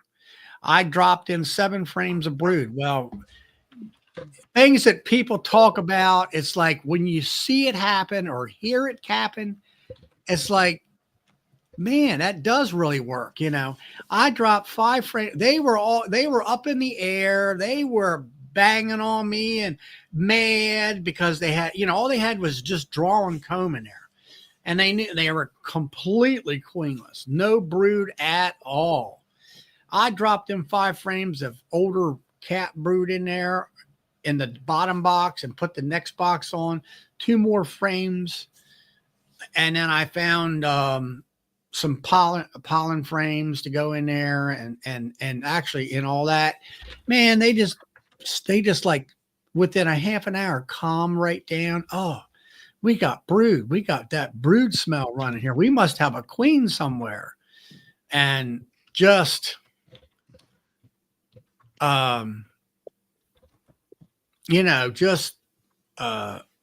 really calmed them right down. Now, Todd says, ask Roy if he's going to Nobby. Are you going to Nobby, Roy? I'm not quite sure yet.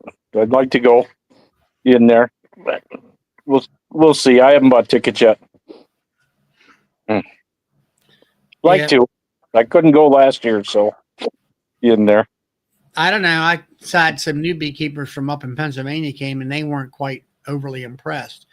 And I'm like, well, I guess I enjoy it because of the camaraderie. I get to see everybody in these chats. We hang out together. Hopefully we're going to have a bigger party room prior to the convention so we all can meet. That was very enjoyable. It was just really nice to be able to meet everybody in person. And then we went to the convention and we, picked up and seen more people there and all that stuff. So Well, I went the year before and had a great time in there. I'd like to go again, but it's kind of a little far out with work and just to make sure everything's lining up. So I'll wait another month or so. It's a vacation. Yeah, it is. That's for me. That's what it is. It's a destination vacation. That's how I treat it. Yeah. But it's the only vacation I get all year. Pretty much for me. I mean, I'm not a beach person. I'm not going to go to Disney World. I've been to those places years and years ago. I like the mountains, I mean, I go down to Bill's on the weekends occasionally, when he has a class or whatever. That's sort of it's a vacation from the farm and the mill and all that. So yeah, it's only 8 hours for me. Easy trip. 8 hours. I mean, to Kentucky, I mean, that's 12 for me. Yeah, I can make it an 8 in there. I could throw in a potty break or something like that. Slows me down a little bit, but well, that's what I do too. But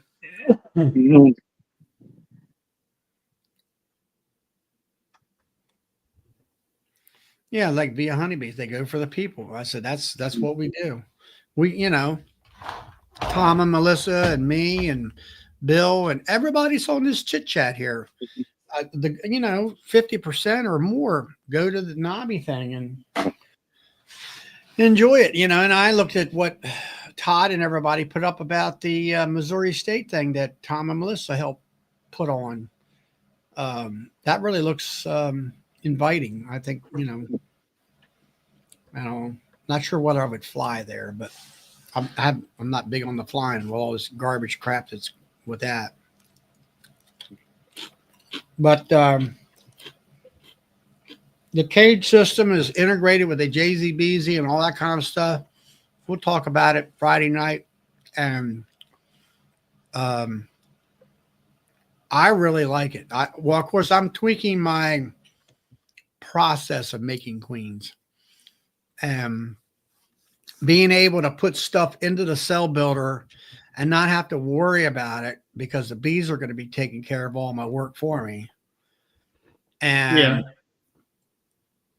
I got it set up now to where I'm grafting on a Monday so I can do all my work on a Saturday. Hopefully the Saturdays are not full of rain and stuff like that. Now this Saturday is supposed to rain, but you know,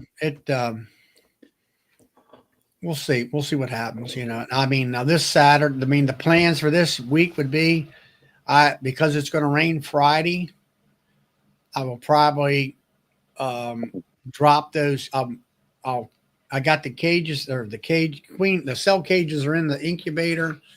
It's been cold. Like last night, I think it's like 59 degrees right now, and it was in the 50s last night. We were down. I woke up this morning, it was 43 degrees. All right. Well, there you go. Mhm.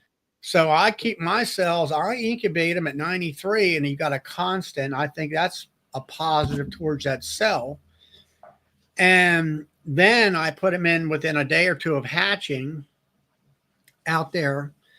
And then this week it's going to be warm. You got a fan in that incubator to move air, or just I do what? do you have a fan in there in that incubator to move air? My incubator, you have to watch the video on that. You know, it's a year or two old back. I made a video on it. And actually I showed here, 2 videos ago, me putting cells. It was my first grafting in the incubator. It's a refrigerator. At the freezer part on the top of the refrigerator is my incubator. I have about a 4 or 5 inch fan in there. I have a little meat tray in there that you get lunch meat out of the store with. I pour full of water. I have a heat lamp in there running, being ran by a Inkbird temperature controller. I keep it 93 degrees plus or minus 2 degrees. I think it's what I got set, and it keeps it right at 93 all the time. I have let's see if I can find it. There is everybody talks about a grafting thing. KBS is what the thing, it's KAMLOOPS. But maybe I can put that in the chat. It's a queen rearing counter that you can print out, and it's stated in there the way I think about raising queens. I don't know where's one's at right What's now. the website, Charlie? I'll drop it in the link. There it is.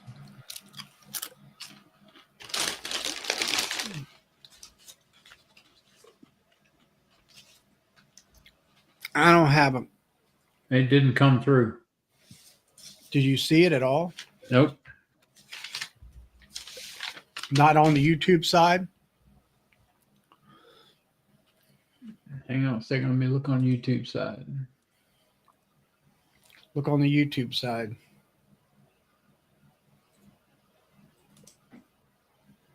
See it?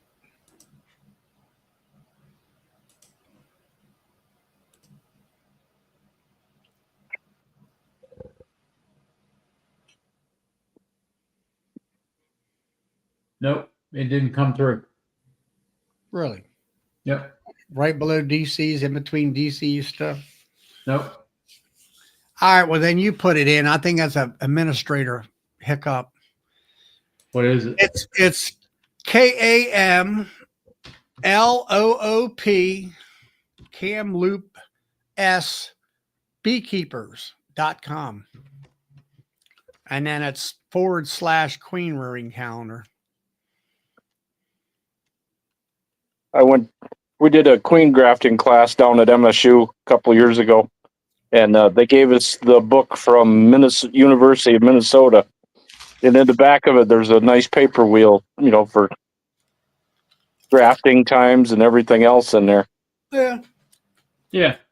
I got them. You have the computer thing? Did you see it? Yeah, it's in the chat.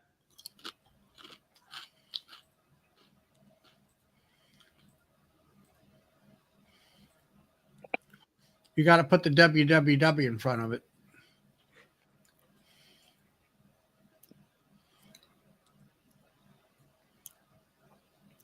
It's www.kamloopsbeekeepers.com.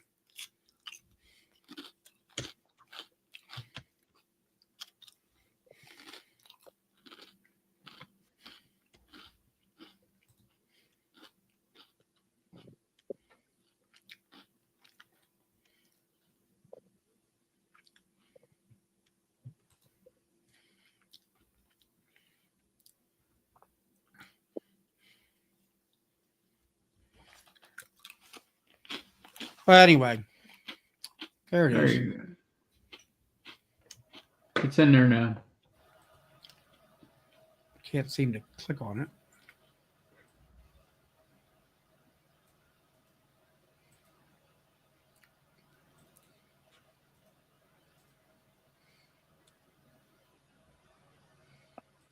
Well, everybody, I'm going to say goodnight. I got to get a little homework done yet for tomorrow's meetings. Yeah. So you guys have a great week, and I'll see you on Friday. Okay. Have a great evening, Roy. Thanks for coming in. Hey, thanks for having me. Yep.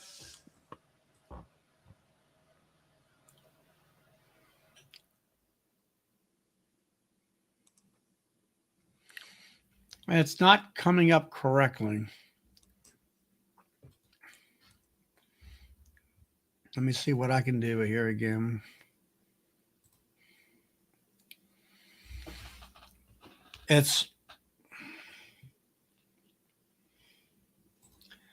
You got the, let's see, KAMLOOPS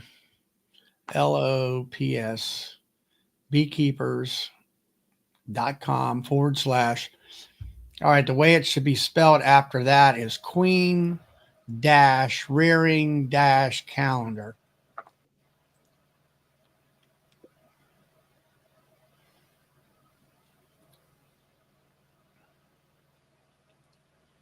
Found it on the internet.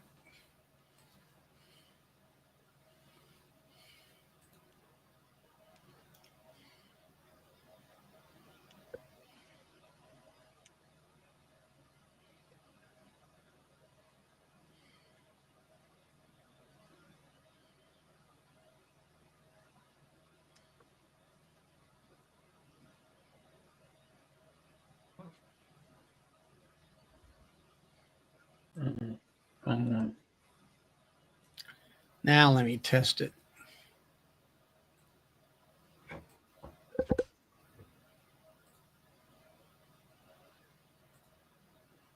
Yep, now it's coming up. Type in the day you graph, and it tells you everything. Yep.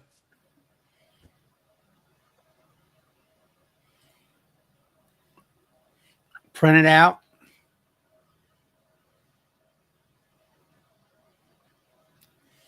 How many hives am I doing the Demery, Tom? 17 right now. Well, there's some of them there behind me that are growing, so I can't say that they're Demery. So there's probably about 15. Somewhere in that neighborhood. I do the Demerys on all the ones that are really got the population. That's the main thing about Demery.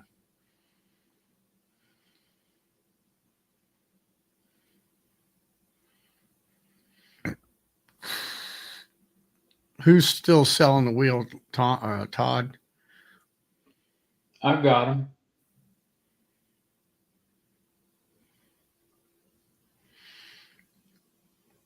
And not Bruce, but Castle Hives. Castle Hives has got them too. Tom, do I remove the cells in the top box? The queen cells, yeah, if they're starting queen cells, I scrape them out. Usually, when I'm moving brood up there, I'm trying to find brood that's at least 100% capped, and there isn't, there might be pollen wrapped around it, but I don't really want to see any eggs, maybe some aged larvae, but pretty much I just want solid brood frames. That way you reduce that issue.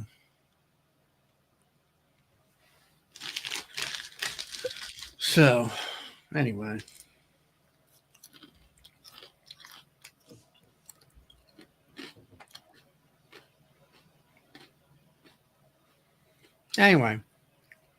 But anyway, like everybody, like say I'm going to have Don, who's the inventor of the Easy Peasy queen rearing kits. He's also has other types of innovation stuff that he, I'm not exact. There's other things in his website that he uses or sells. Am I making more splits? No, not really. I've been selling them virgin queens to people because they're looking for queens. I've been using a lot of them myself because I've got hives that are going queenless on me, because I think these queens that I got last year are like down in Louisiana, about 16 months, 16, 18 months. They're dying out on me. Yeah. So I'm basically requeening. I got 11 two-frame mating boxes out there in the back. And I will use those queens. I'll check their patterns and whatever. And I am going to replace the queens that are 2020. I've got it. I'm starting to get a better organization on my queens. I got my little phone here that's got a text list thing. It's called Color Notes. I finally got my hive situation situated where I know that I want 18 honey hives. I got them all laid out. I've got 2 racks that are holding 8 nukes for my backup and resource hives. So now I finished using my cattle tags, and everybody's got a number. And then in my phone on a list, I've got hive number 1. It's got a, installed queen of this year, which was a mated queen. It's a 25 queen. It's marked blue. And actually my phone came up with a blue dot when I said blue. I was like, okay, click on that. So it says mark with a blue dot. And I'm going right down the numbers. And then I think after 18, those when the nukes start. And I list what year queen they have in there and whether it's marked, what color it is. So now I know exactly what is happening in my hives as far as the queen goes, keeping records of that and all that stuff. So I'm requeening by using my own queens. I'm selling queens, and I'm getting queens mated. So the ones that have not been dying out on me, I will get rid of them this year because it's a second honey season for them and all that. Yep. Well, guys, it's 10 o'clock, and I just I baled 800 bales, and I put 800 bales in the barn. Yep. I got a road trip in the morning to North Carolina, so I need to go in here and crash. All right. Well, we'll see y'all, everybody. I think Nancy's having a thing this Wednesday at 6:30. Her and Tom are going together and doing a joint chat on Wednesday. That's good. That's good. Yeah.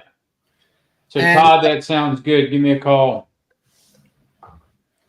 And like I say, with myself, I'm going to have Easy Peasy inventor Don, his name is, on my chat this coming Friday night. That'll be really interesting, I think. And he's also makes incubators and a bunch of other different types of tools go along with it. He's also a knobby vendor, so you might want to hook up something with him if you're into queen rearing for next year. Get a Yep. discount at the knobby, Yep. all that stuff. So Well, good night, everybody. we'll see y'all later. I will see you Friday night on Charlie's chat and then Monday night on mine. So y'all have a good evening. Okay.